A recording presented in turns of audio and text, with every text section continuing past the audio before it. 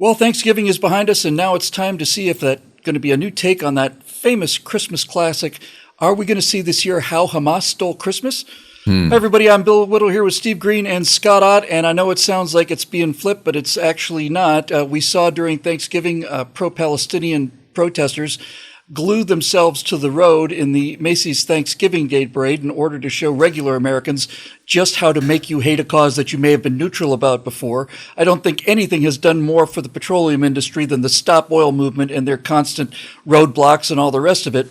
But these people seem to think it's working. And we hear reports from PJTV, and our friend Steve Cruiser did a report about how already pro-Palestinian protesters have disrupted just a simple Christian gathering that's, getting ready for the holidays.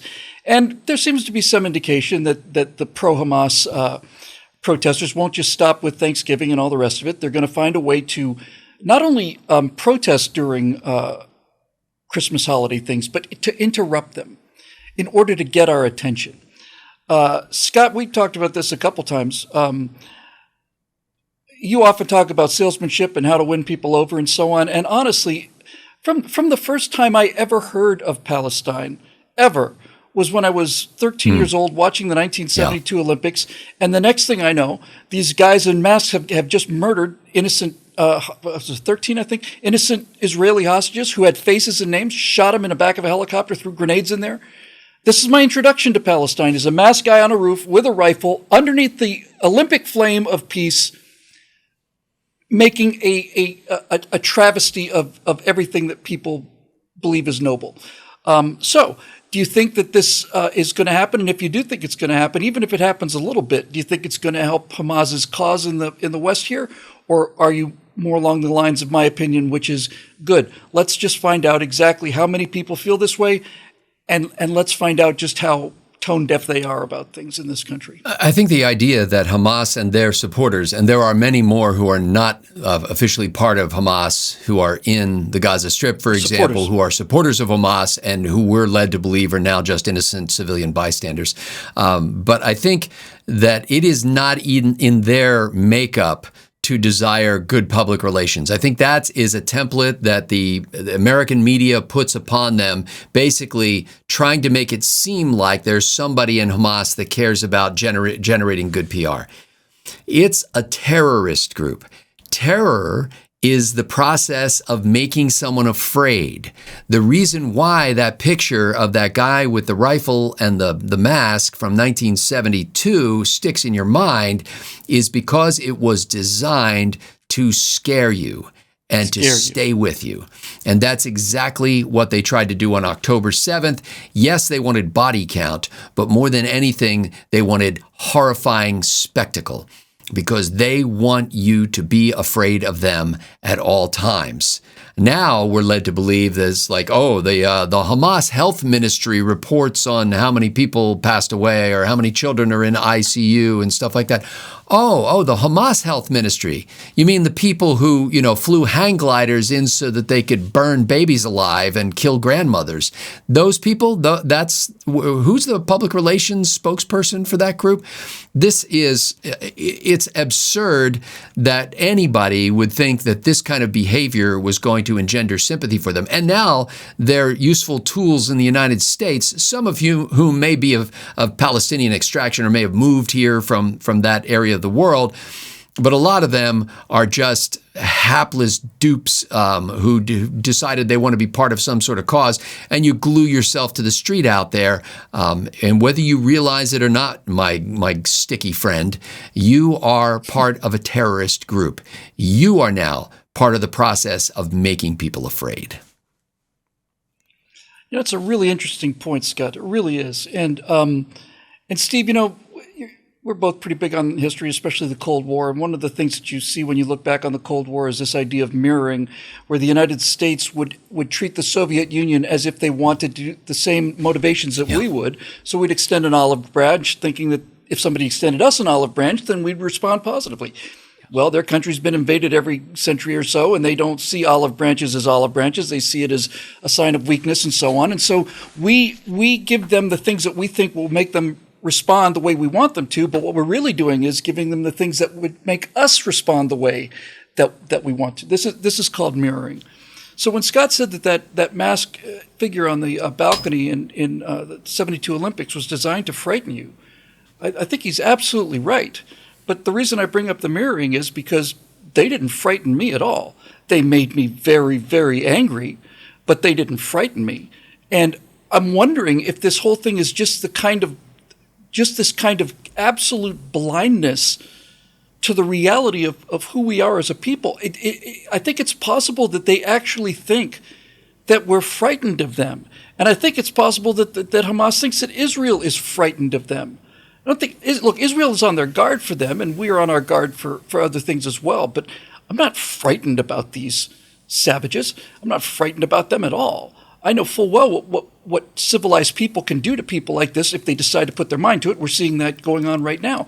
What do you think is behind this? I think for most of the people that glue their hands to the sidewalk in a Macy's parade are people who are looking for attention. They're virtue signaling. They're basically trying to say, look how sophisticated I am. All of you American knuckle-dragging idiots are supporting Israel, but I'm sophisticated enough and I have enough of a wide worldview and I have enough compassion, I have enough knowledge of history to be able to say that no, this is the injustice here. Look at how special I am. Yeah, when it became clear just a couple of days after October 7th that Israel had taken the gloves off, my first thought was that at the end of this, Gaza is going to look like any city on the Rhine in 1945 after the U.S. 8th Air Force had gotten its way with it. Or Tokyo. Because this is civilized. Nobody can be more brutal than a civilized people because we have the free markets and the free minds that can create the tools of war that these barbarians can never hope to match. All they can hope to do is terrorize us. And when that fails, look out, because we're going to make the rubble bounce, God willing. There's something deeper going on here, and this is what gives them hope. This is going to be a weird segue, but my wife and I watch a lot of food shows, and one of the best is Top Chef.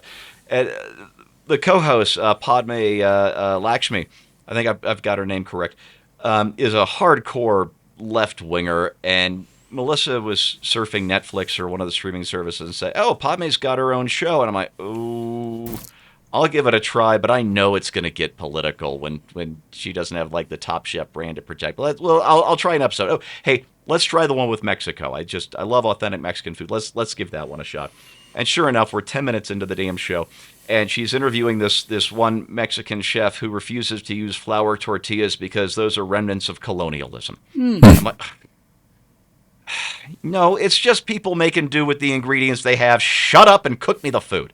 And that aside, colonialism has become a very big deal over the last 20, 30 years as these deconstructionists and all the rest have taken over the universities and a lot of our public discourse. And sure, maybe colonialism wasn't the best thing, although if you'd ask a lot of people in Syria when they had it better, the last 15 years or when the French ran the place, a lot of them might want to bring the French back. But and we talk about colonial mindsets and all the rest. You have to remove the white thinking from your brain or whatever. But there is actual colonialism going on, and it's not the colonialism we're used to. Look, we have pro-Hamas groups trying to ruin Christmas in New York. But I don't see anybody going to Saudi Arabia and waving around buckets of KFC at hungry people during Ramadan. We have all of these foreign anti-Western influences in our major universities and our minor universities, but you don't see the University of Baghdad taking money from American groups to start training them in free minds and free markets or constitutional theory or anything like that. So yes, there is colonialism going on, but it's not Western European nations going into Africa or the Middle East and taking over their country. It's foreign thinking taking over our institutions. It is pro-Hamas groups ruining Christmas for New Yorkers and all the rest. There is colonialism going on, and for all the talk about how evil it is, the people doing the talking sure are good at it. Folks, terrorism is a symptom of asymmetrical warfare, and asymmetrical warfare is defined as two sides that are not even close to each other in terms of capability. So on 9/11, for example, Al-Qaeda terrorists hijacked 4 American planes and flew them into the Trade Center and into the Pentagon and into a field in Arizona because our junior varsity girls team was able to stop them in real time after they'd been planning this attack for 5 or 6 years or more. But the point I'm trying to make is, I'll tell you what didn't happen on 9/11.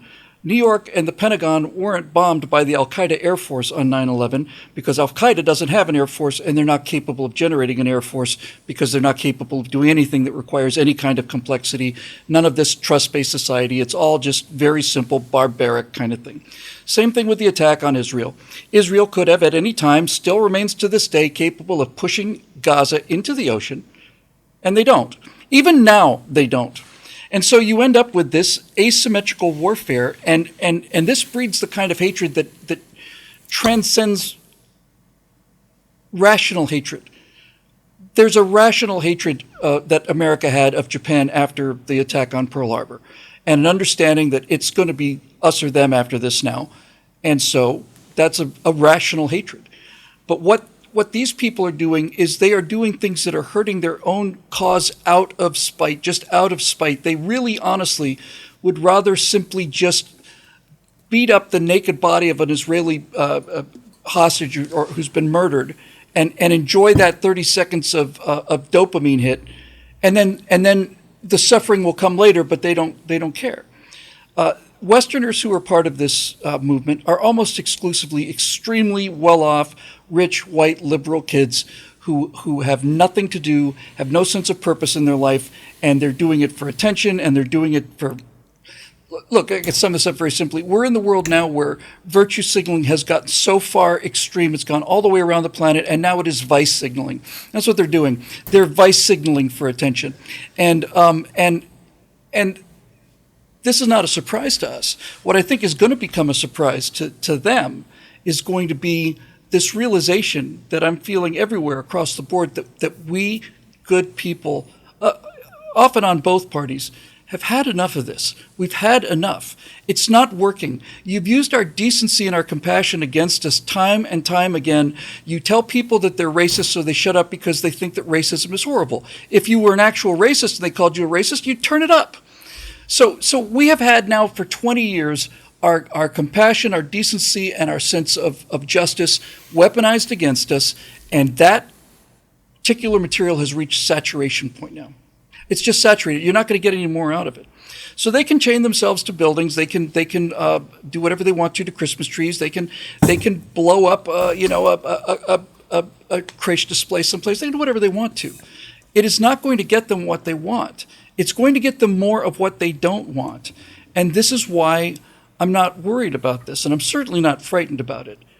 My attitude towards all of this, with things that bubble up from the dark underside of America, like finding out the number of people who support these murderers, I have a pragmatic attitude about this, and my attitude is simple. I can use 2 examples.